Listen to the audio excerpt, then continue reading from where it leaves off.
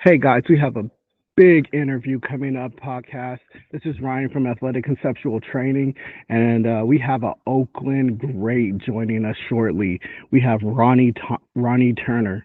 Ronnie Turner will be inducted in Oakland Tech's Hall of Fame, along with some other legendary coaches.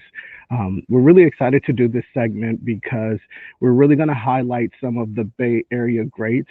Having the opportunity to get the knowledge and gain the history from interviewing these people will be, I mean, invaluable. I'm really excited. I'm really blessed. I'm out here today in my Oaklandish shirt. That's right. We are not affiliated. I don't get paid to say that, but I just really love this brand, and we're ready to go. We're just a few minutes away from Ronnie Turner joining in, and we're gonna get to it.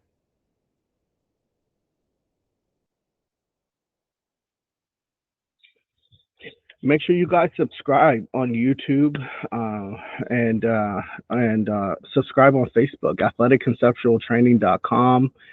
We have a lot more interviews coming, and we just like I said, this segment is really important to me. Having the greats and legends come and be able to speak into us and give us the wisdom and roadmap that they took for success.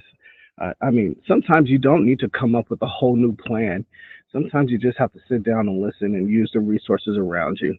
I'm in my backyard. We're relaxed. We're ready to go. Just a few more minutes.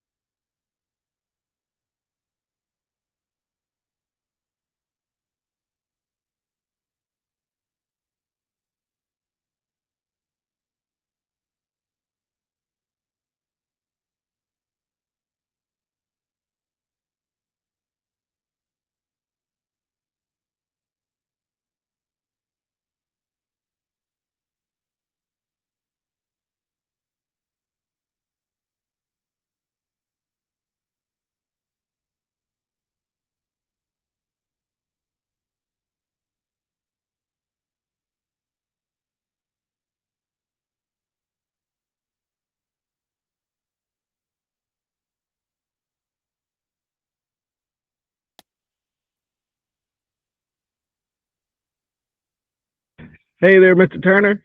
Hey, how you doing? Good, good. Thank Good, you good. for I'm a little, jumping on. I'm a little under the weather as of yesterday. Okay, So, okay. Well, yeah, it's been going around. yeah, that's what everybody keeps saying. I don't normally get nothing, Yeah. so but it had me throwing up last night. Oh man. Yeah, so but the wife So got it bad. yeah. Get back, get back. All right. All right. Well, I'm just going to start this off and just kind of introduce you, and then we're just going to talk organically. Okay. I have a couple of questions for you, and wherever the conversation goes, we'll go from there. First off, Hmm. again, thank you very much for taking this.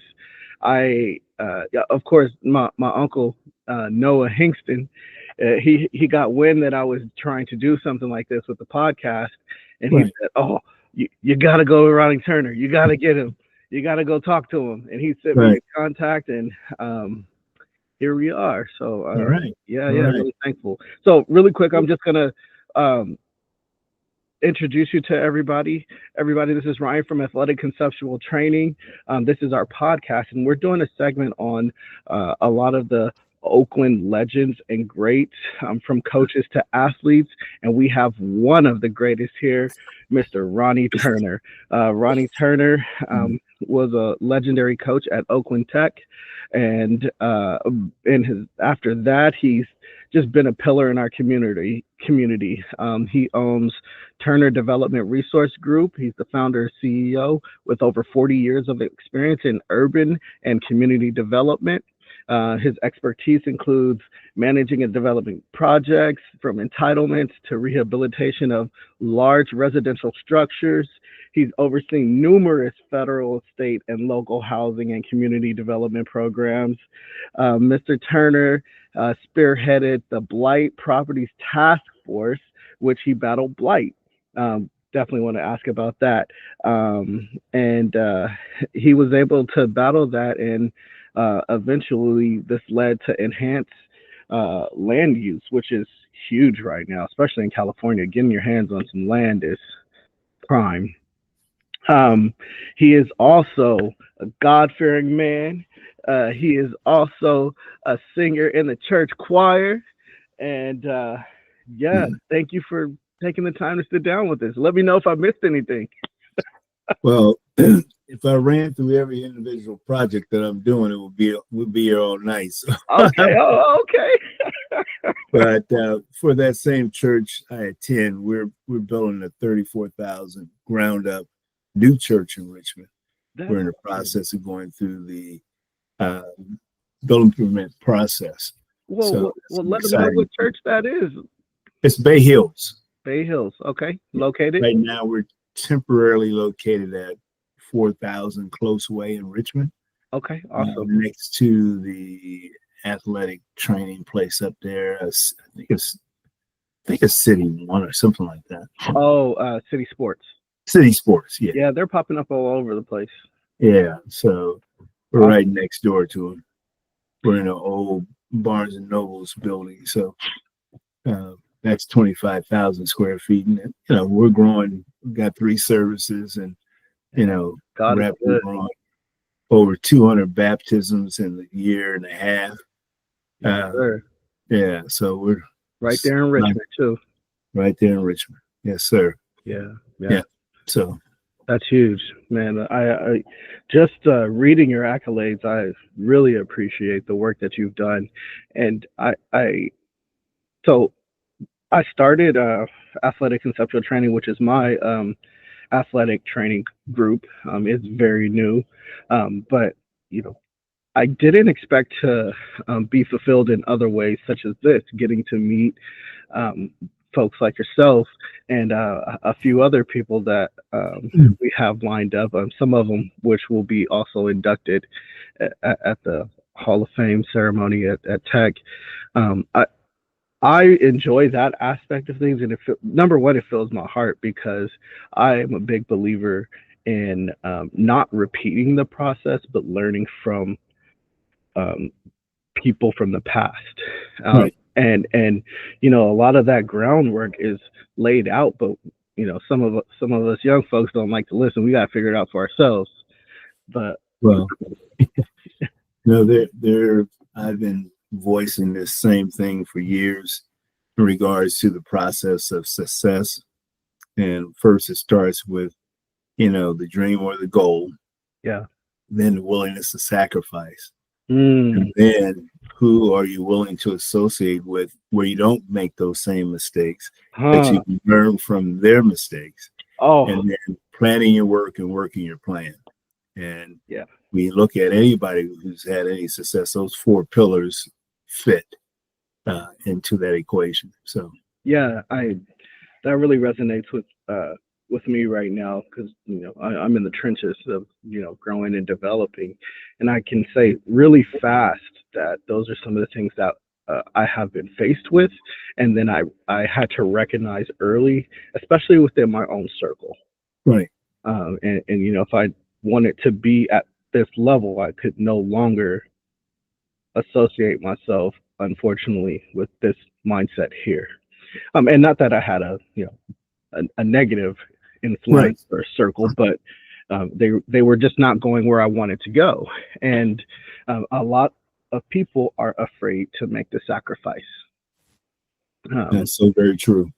yeah, even with you know starting my business, I was told that no, you shouldn't do it, time, and we don't know if it'll work, and we need to focus on this.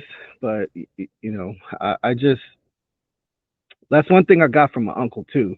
He is always going, and he when he gets his mindset on something, he's gone. And then all of a sudden he comes back and like, hey, this, and and that's something I picked up on young, because he trained me originally in track. I ended up going basketball and football, but I mean, when I was with him, we were on the move, and it felt good. Yeah. And Yeah. that's something I took with me, even today in my life. I mean, my wife now is sometimes it's like, oh, you got to slow down. You got to slow down. And, I say, I'll slow down later on, not right now. Well, let me just add something to that equation. All right. The most important thing is family. Yes, And sir. when you have wife and children, you definitely want to be present when you're in their presence. And Oh, so that's the key to a successful marriage. It's the yeah, key to successful raising of your children. yeah, And they will remember that forever. And your wife will feel cherished. yeah. Well, definitely, we'll take that as a side conversation because I'm, uh, I'm work, I'm working pretty hard right now, and Right. I need to probably have some better balance. Yes. So, but Think of somebody who's done it. I'm a person who's always going. I can work all night, yeah, uh, but you have to have some boundaries. You have to create those boundaries, and you can't forget the family. You want your spouse to blossom because you guys are together. Your job as a man is to honor and cherish the commitment, the vows, and yeah, also to grow the children. yes, sir. But the wife is first. You Yeah, know, yeah, so yeah. Well, we'll take that one on a side conversation. I don't know what to do there. Um, but yeah, tell me a little bit about what got you started in coaching, and how did that begin? What was that like at that time? well, so didn't didn't want to go into coaching. Uh, I've always had an affinity for sports, Yeah. uh, even through my raising, but I played multiple sports in high Hmm. school, junior high school, elementary school. So Hmm. right here in the playgrounds of Oakland and kind Yeah. of East Oakland, and so it wasn't too far from the equation. Once I left school, I had during the time I was in school, I was doing a stint at Golden Gate Recreation Center, just Oh, passing the time oh and man. working there. Yeah. And so they were coaching the kids in the summer, Okay. and I delved into it. And then my two nephews went to Longfellow. Not is that Longfellow? Right there on 54th? Is that long? That's not. No. That's Uh. Oh wait. Hold on. yeah. I don't That's think it's Longfellow. That No, it's not Longfellow's in Longfellow. East Oakland, right? Yeah. That's next door to Old Havens Court. Uh, Golden was it Golden Gate? Not Golden Gate. What well, was it? Golden Gate. So I went to Golden Gate. That was on But 64th that's and on San San Pablo. Pablo. Yeah. Yeah, but Yeah. this was on 54th and 53rd uh, on Market, between Market Oh. and that line. Okay. Hold on. I know what you're talking about, but I can't remember the school name. Yeah. I know the location. I can see it like it was yesterday. Isn't that crazy? I was just telling my wife, oh, we need to go down to the Ethiopian spot down there in Emeryville that they have, and Right. I couldn't explain to her where it is. I said, "Just come on, let's get in the car. I know where to go." Yeah. Right. Right. Right. Right. Yeah. You know where to go. It Park Day School is what it's called Oh, now. they probably changed the name. Yeah, They made everything academies. So right. What is it? Was it Annie Yates? no, no, No, it was. Hot dog. Oh boy. no, Well, Annie Yates anyway, was in Emeryville. Yeah, we'll yeah, circle yeah. back on that. So when I came back home, I was working in the recreation department. Now, keep in mind, my background is construction, Yeah. right? Uh, I got into the carpenters union at 16, Okay. and the reason for that, at 14, my dad had all his workers lined up and handing them out checks. I was in line, and when I got up to get a check, I said, "Well, Dad, where's my check?" Right? Yeah. And he And, looked at me and says, "Did you eat this morning?" hmm. Uh, I said, "Yeah." He said, "What about those clothes you got on? Where'd you get them?" "From Hmm. you." Right? He says, "Did you sleep outdoors today?" I said, "No, I slept in the house." He says, "Well, look, that's all part of your check." So he said, if you want to get a check, you need to go work for somebody else, Yeah. right? Yeah. So, but eventually he made me president of his company. It was a small construction company. And but that helped me pay for my own trouble, pay for my college education, pay for a lot of things that kept me away from being incarcerated, because I was a busy guy, Wait a right? minute. So you paid your own way through college? Yes, Wow. Wow. yes, Wow. because I had a trade. I mean, Yeah. I can go build fences, do patios. I mean, and I could Yeah. do those things by myself. And, a lot of cats didn't have that skill set, in Right. college. So I took on smaller jobs. And then when I came home for the summer, because I'm in a union, I Hmm. had employment all summer long. Back in the day, Yeah. college education didn't cost an arm and a leg like it does now. Okay. You know, Yeah. so I was able to pay for it and not have any. Well, I had a small loan that I had to pay, but it wasn't a big amount of money. That's no small feat for, Yeah, you know, 20 yeah. something years old.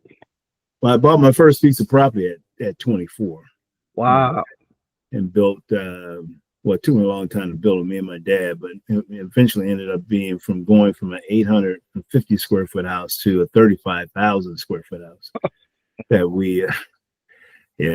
that my daughter would be taking over here real soon. So That's awesome. That must be a yeah. great feeling.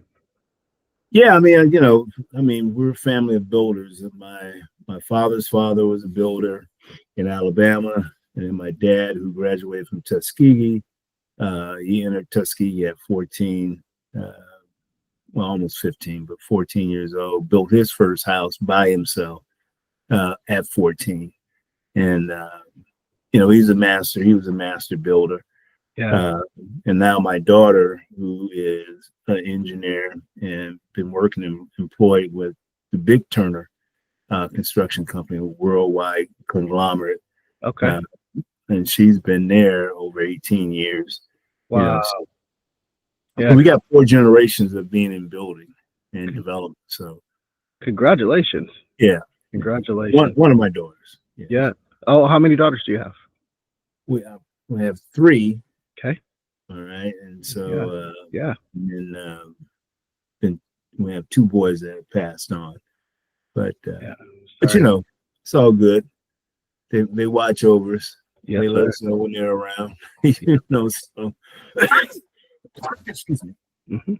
But yeah, so I've always been a busy person. So it was a natural thing for me when I went to work for the city of Berkeley in 1979. I was already, let's see, in 77, I was scouting different teams for coaches in Hmm. OAL, an Oakland Athletic League. Hmm. And then a friend of mine who I played high school ball with, we have won the city championship, 1 JV and 2 varsity. 3 years in a row that we went undefeated in the OAL, so, There you go. and then I have 2 championships also in college. And so, I know how to win and very competitive, extremely competitive. Uh, and so I like to win on all fronts. And Yeah. so, that competitiveness, he challenged me, he says, why don't you come out and coach? And he was at Oakland Tech. And, of course, that was a rival for us at Oakland High back in the day. Yeah. Uh, Oakland Tech at that time had, I want to say they had 3 high school All-Americans or 2, and we had 1.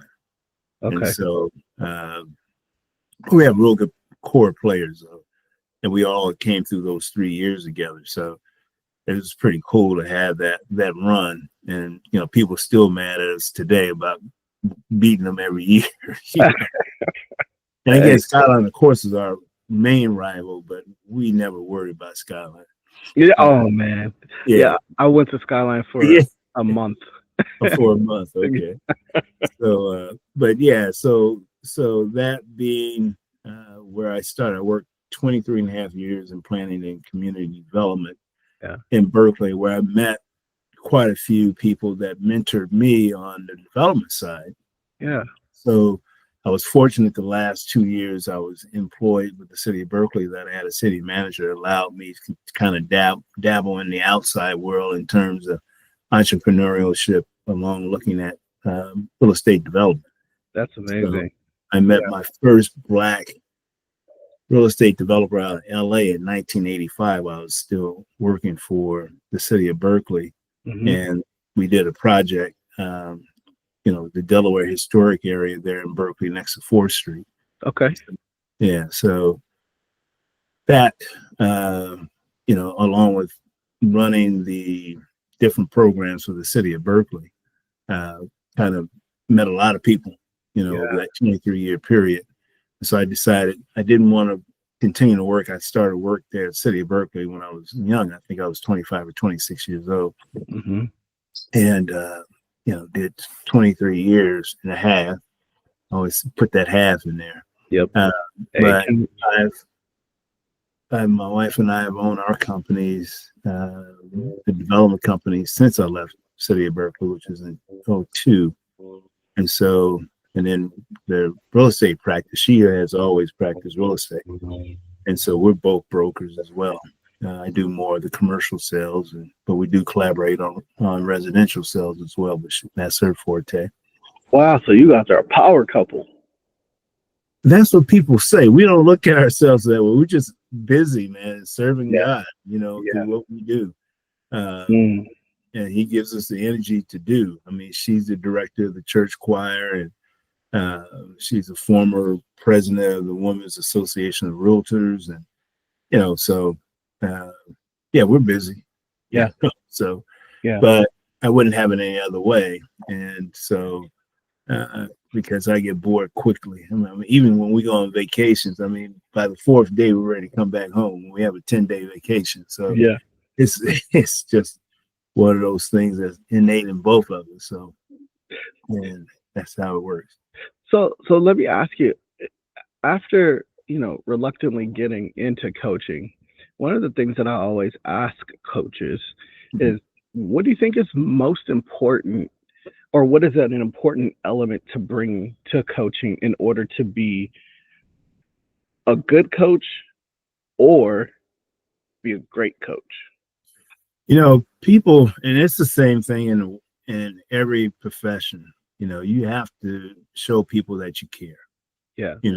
And when you show people that you care, you can get them to do, with encouragement, things far greater than they've ever imagined for themselves. Yeah. And so, I ran track in high school and ran a little bit in college, but I was fortunate through the Oakland Recreation Department to kick back in the uh, Junior Olympics in Oakland. We held the meets at Merritt College for years. And so I got a chance to see a lot of the Oakland athletes come through that program. Yeah. And it helped to kind of recruit when I was coaching both football and track at Oakland Tech. There to you go. get some pretty good athletes to come to Tech. I got one. I'll tell you a quick story. Okay. Uh, Mark White, who was a running back at Oakland Tech, pretty good running back. He ended up getting a shot with the Detroit Lions. But I remember watching him at the city meet, the junior high city meet. Rough around the edges, but he was beating everybody in the 100, right? And he was a big kid, right? So I said, okay, I got to have this kid. So I got him to come to Tech.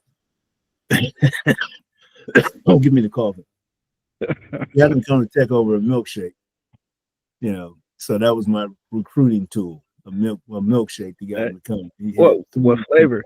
Yeah, what I don't recall what flavor, but he did come to Tech.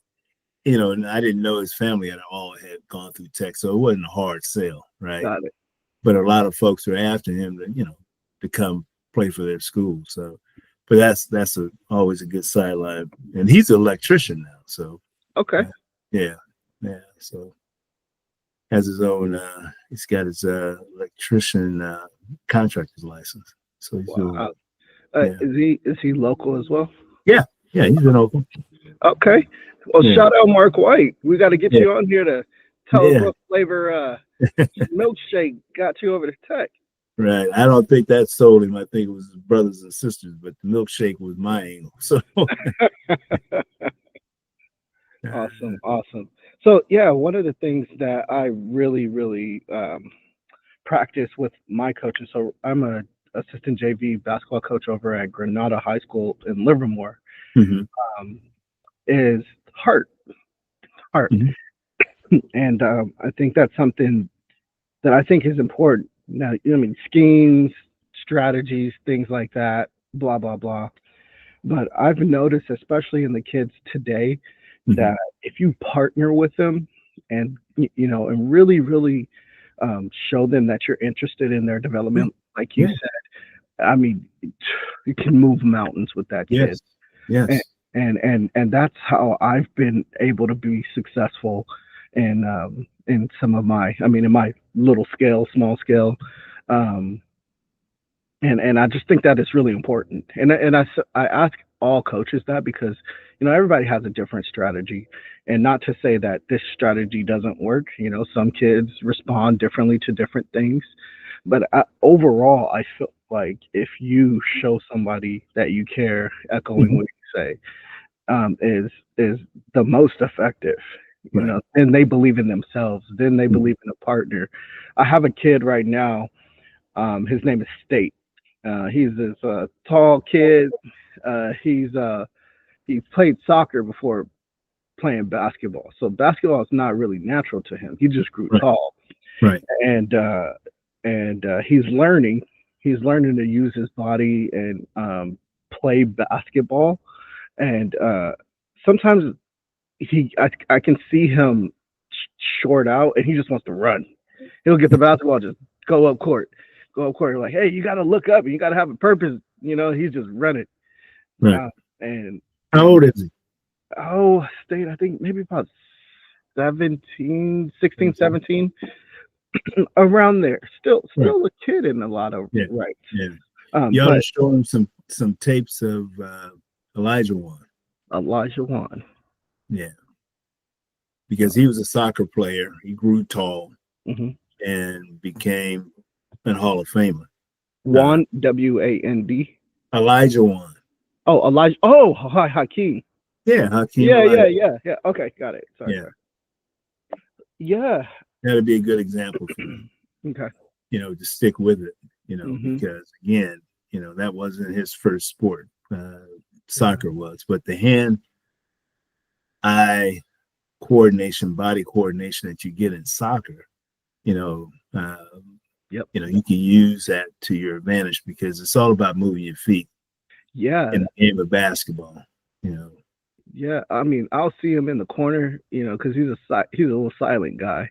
So you'll see him just jumping, touching the rim like it's nothing. But in his mind, he's just, he's just having fun in his head. But And I think what's attracting most of the outside people, like, look at all that raw ability, but I think all of them are putting a little bit too much pressure on them Right. early in learning, to allow people to enjoy the game first. Right. Right. And Always. that's something that, again, I really resonated with because I enjoyed basketball. Like, I would go play basketball, and that's what drove me. I would go Mhm. play basketball by myself. I would, get joy from watching Jordan and Kobe and all those guys. Right. But I thoroughly enjoyed the game, and I think we need to allow kids to do that. It's so competitive right now. Across the board Yeah. for children, but there's a transition from just looking at it from fun to really understanding the technical aspects of the game. Yeah. When you understand, this is what I always would tell my athletes, when you understand the reason why you do something, it's a lot, it makes the how a whole lot easier. So explaining the why, helps them to get through the how, because now they're looking at it as simple as just running down the floor, but with a purpose. Your purpose is, okay, either I'm going to run down the lane, I'm going to go down the middle of the lane, branch out left or right to the corner, dive back in, post up. I mean, just the Hmm. angles and everything is based on mathematics when you're in a box, Hmm. So all the angles become important. Football, basketball, all those things, become on the angle side. And track and field is a whole different dynamic altogether in terms of the angles there, believe it or not. So, I think I love what you said there because number one, that's what my company is based off of. mm, And some people told me my name was too long. It's Athletic Conceptual Training, mm, but it was really intentional for me because the athletics paired with the concepts and the training makes a complete athlete. And I just really wanted to make that statement.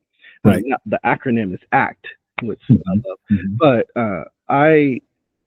I have been told, in my coaching that sometimes I talk too much and things like that. But I don't like it when I have a kid who is out there and they clearly, now everybody has different learning curves, but it clearly just don't understand where to mm-hmm, be because we have so many examples of kids who are not freakishly athletic, but their right. IQ is high, and that player is almost more effective at times Oh yeah. than a freakishly athletic kid.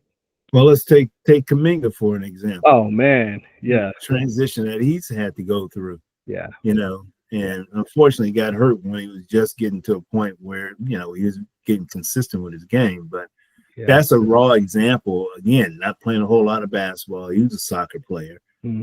so on and so forth. And so those kind of things.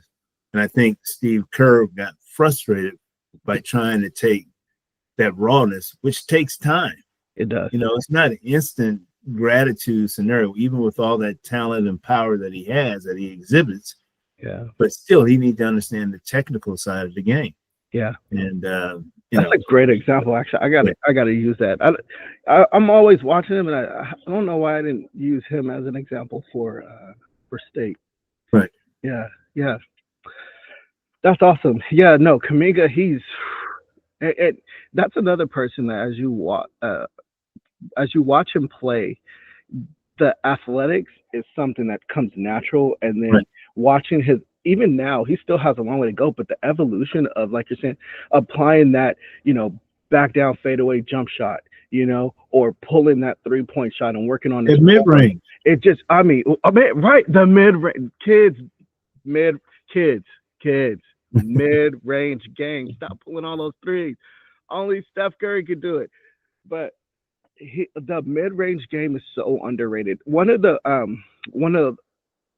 one of the players that I really admired, Utah Jazz, Darren Williams.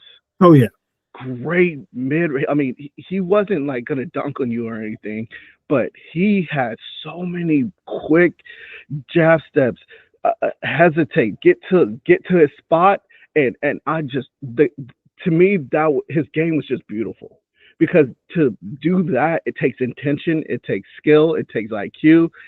I mean, yeah, Well, if you haven't watched the 30-30 for time when he was at LSU, his last name was Jackson, and he changed it. And I always mess up his Islamic name, but look for he was at LSU. I think Shaq played with him 1 year, huh? but everybody talks about they blackballed him from the league Yeah. Wait, who was? because he wouldn't stand up. He would pray Islamic prayer Hmm. during the national anthem, and so I feel like I should know this. yeah. But anyway, but you talking about a game, unstoppable, Hmm. unstoppable, technically sound, you Hmm. know, unstoppable. But he was a scoring machine, Yeah. another short two guard, Mm-hmm. But you had to put him at that spot because he could light it up. He Yeah. tried to make him. He was also, I mean, he's very proficient at point guard as well, but he could score, Yeah. flat out score, flat out score. Yeah. I definitely think when I coach, I do in two ways, or when I personally train. That's two different Mm-hmm. mind or mindsets and roles, I think. But for when I personally train, for a kid like State, I start by giving him basic moves, Mm-hmm. and we're starting from the free throw line and just dominating, learning to dominate. I mean, even as simple as a drop step, or a jab step into a power drive, Mm-hmm. which will open up most things. I mean, or just a simple back down, 2 foot float. I mean, nothing too fancy, but just learning to master those individual moves in every scenario, I think really unlocks and allows you to have more fun Right. in the game. And Because when you're scoring, right, you know, and you're right. scoring Well, at yeah, will, yeah, the game becomes real fun. You know, it becomes real fun. I was just watching a clip of Kobe and Elijah Wan because he went down for a couple of summers, paid Elijah Wan to teach him the dream shake. yeah. I just watched that clip. Yeah, last night actually. Okay. Yeah. Yeah. And and I can, in my memory of Kobe, of course, Hmm. because it's coming up, that piece. But, you know, being continue to work on his game, like most of the greats. Hmm. You continue to work on your game where nobody can just stop one move, Yeah. right? Yeah. You gotta have more than one move, Yep. So, and then when they stop that one, you get another one that's unstoppable. You work at it, you work at it, you work at it, you work at it. So yeah, I coached. I couldn't stand to watch my son. He was playing junior high school basketball. No, was it junior? No, I think it started off with elementary ball. So I Okay. said, I'm gonna leave the coach alone. I'm not gonna bother. Yeah. And he had all this talent out there, and they were losing, right? Hmm. And I was sitting up in the stands with my wife. I said, "Look, I can't stand this anymore. I'm going out there on Monday. I'll offer my services for free to go Hmm. out there and work with the kids, right?" Hmm. Lo and behold, I coached him from through elementary school, through junior high school, and high school. So I didn't coach the varsity team. I coached the JV team at St. Elizabeth. So Oh man, shout out Saint Elizabeth. yeah. That was I went there. So my parents got us in there, but we weren't able to keep it going because it's a bit expensive. But I Right. I had the best time at that school. Yeah, yeah, Good school, small school, yeah. but Good coaching. everybody paid attention. Yeah, yeah. It was, man. I thoroughly enjoyed my time there, and I was so sad when we had to leave. They transferred it, so it was right when my parents divorced. I'm sorry, I'm deviating. Right when my parents divorced, but I went from there to Castro Valley High. I was So which is not a bad school. oh man, it so well we'll talk about just the culture shock. Yeah, the culture shock is big.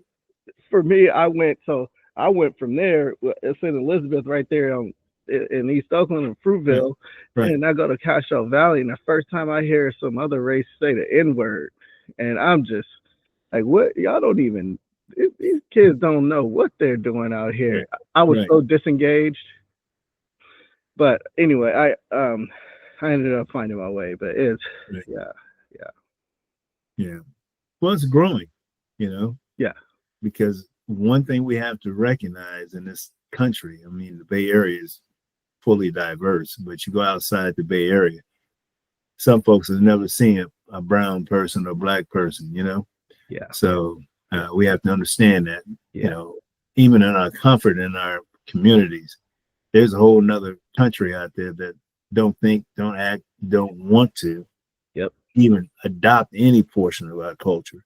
Right. So, and we're seeing the evidence of that with, you know, now that we have Trump back in office, Mm, you know, buckling up and, you know, girding myself up, getting ready for whatever comes my way, you know. yep. So, You and everybody else.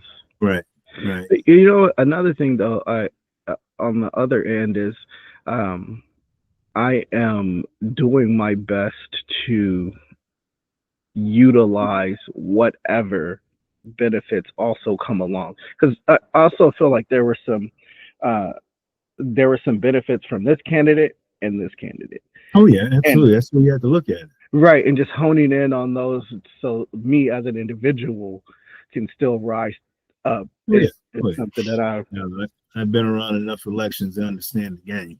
yeah You know, believe me. yeah yeah I'm vested in Oakland politics. We have a group that we meet every Wednesday morning at 8 a.m.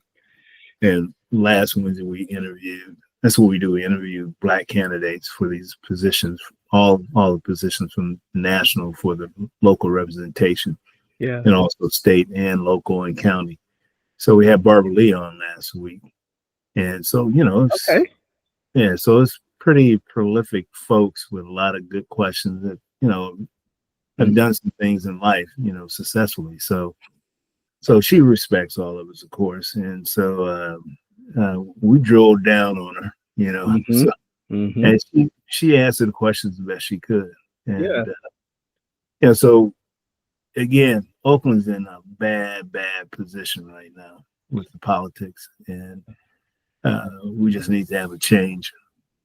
well one of the in my recognizing or getting a pulse for that in the atmosphere on my small level, this is my way of taking action is interviewing folks like yourself, highlighting it, using my platform to really, really get that word out there Mhm. because I, I think it matters. I mean, I was born and raised Highland Hospital, you know, went to Oakland schools, and I think it's a lot of what we talk about as a mindset, as an idea, um, even as a culture, has been ingratiated in us before we even knew what it was. Mhm. And being able to move around the world and have that within me and then notice how it affects and influences other people really Certainly does. drives me to want to continue to get the message out. Right. Uh, Certainly does. yes. Yeah. So I would ask you. I don't want to keep you here. We've been on for about 40 minutes. Um, for your advice, what do you think should be my next steps with this? What do you think I should do to continue to make a difference on my scale to promote Oakland, to promote Bay Area, to promote sports, to to really more or less try to bring things home. Well, it goes back to the four pillars. I mean, if you don't have a business plan, Yeah, you know, yeah, it's kind of hard to continue to navigate it. You have to have those goals set, Mm-hmm. and they may look unattainable when you write them down, Mm-hmm. but you got to stretch yourself. Yes. And, the willingness to sacrifice, I don't think you have that challenge, but also to find people who can inform, uh, show you a path, whether or not it's a path you follow, but you got to look at multiple paths Yeah. to your goal, right? Yep. And then take that, adopt it, put it into a plan, shape it in a way that makes sense to you, but also be willing and not be afraid to share that plan with someone else that you want to go down. Because again, you're requiring yourself to be taught Yeah. and continue to learn. Yeah. And so that's where a lot of people fail Yeah. because they don't want to continue to learn. And Yeah. that's part of the sacrifice as well. Right. You know. Well, originally on our conversation when we first talked, I just shared a little bit about what I wanted to do with my business. I Mhm, think that is the direction that I am driving towards because I mhm. think that will allow me the space, the place to control more or less, depending on partners, blah blah blah. you know, and um, the narrative and be able to filter that type of support through. Uh, Mhm. any insight on whether I should is that I won't say too big of a goal because I don't think it's too big of a goal. And even if you told me it was too big of a goal, I wouldn't think it's too big of a goal. But chopping that down into edible bites. Well, I mean, in the plan, where do you want to be in 5 years? Where do you want Exactly. to be in 10 years? Exactly. So working towards what that means in regards to building your resume, building your experiences, Hmm. who you associate with in that period of time. If you're taking the 5 year increments, you'll find yourself, you know, uh, continue to learn from your experiences and not repeating the things that are not successful, but finding those that you can hone in on that is successful Yeah. and continue to build that, because people will recognize the successes.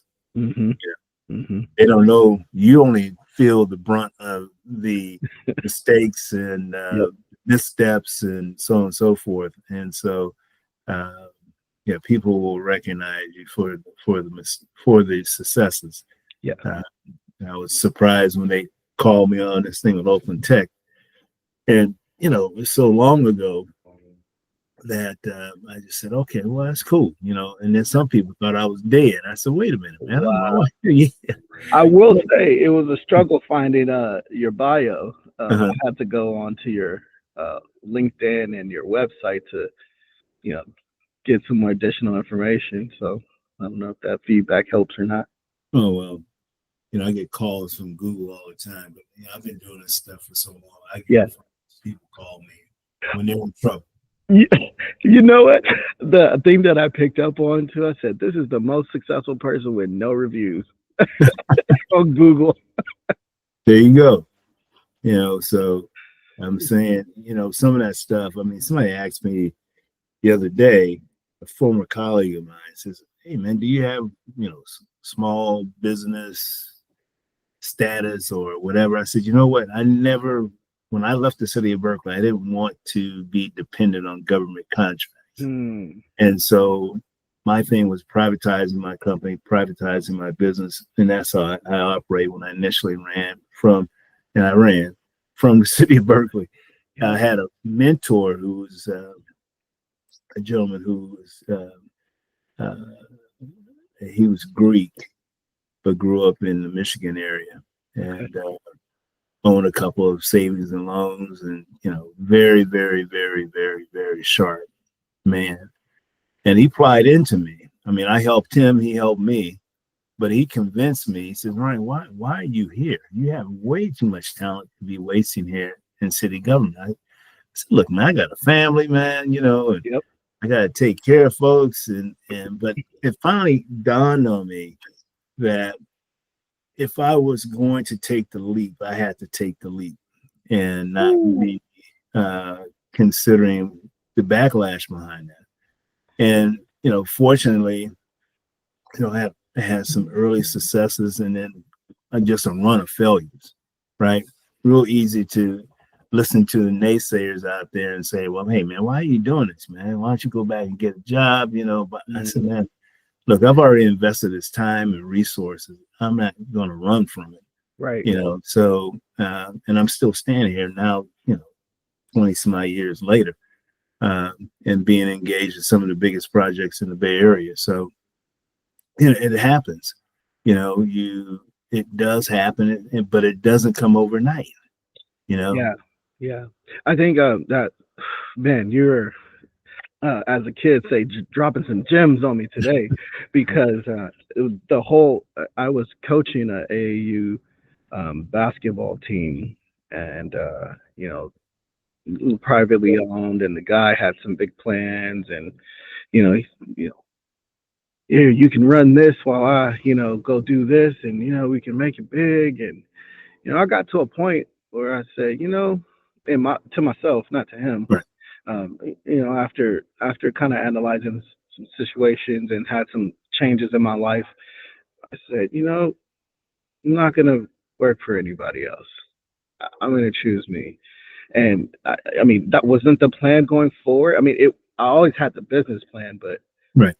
it just drove me to. I just completely turned away from it. It was just like one of those things where, like, you know what, done immediately. No, like I just, it was just like a click. I knew. Right.